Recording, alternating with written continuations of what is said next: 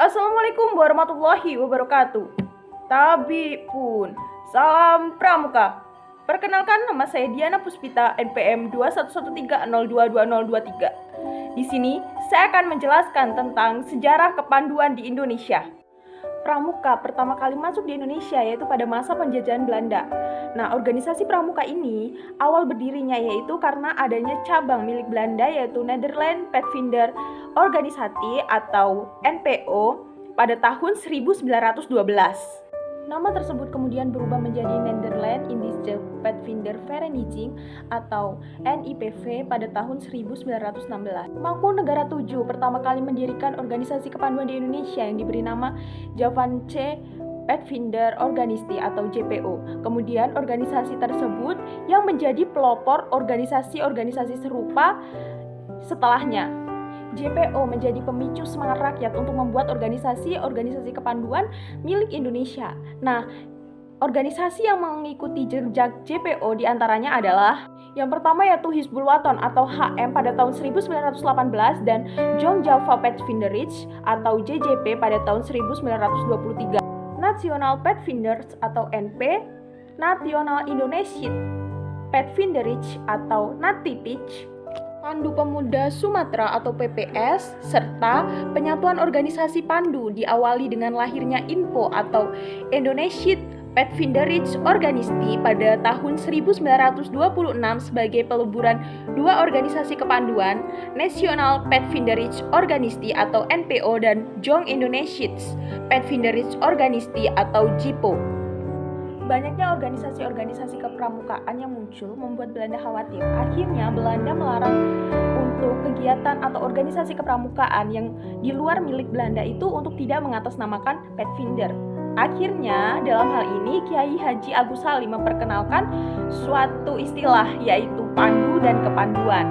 Pada tanggal 23 Mei 1928 muncul organisasi kepanduan di Indonesia yaitu PAPI atau Persaudaraan Antar Pandu Indonesia yang anggotanya terdiri dari INPO, SIAP, NATIPIJ, serta PPS. Setelah kemerdekaan Indonesia, kepanduan yang terbentuk yang bersifat nasional yaitu Pandu Rakyat Indonesia yang terbentuk pada tanggal 28 Desember 1945. Organisasi kepanduan di Indonesia pada saat itu berjumlah ratusan, sehingga dibagi menjadi beberapa federasi.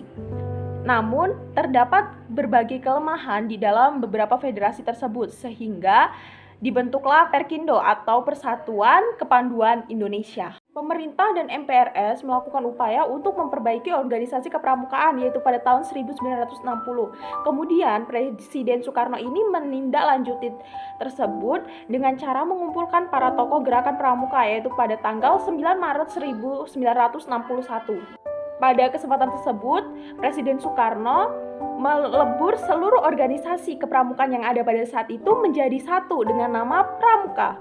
Panitia pramuka yang dibentuk pada saat itu terdiri dari Sultan Hamengkubuwono IX, Profesor Prijono, Dr. A. Aziz Soleh, serta Ahmadi.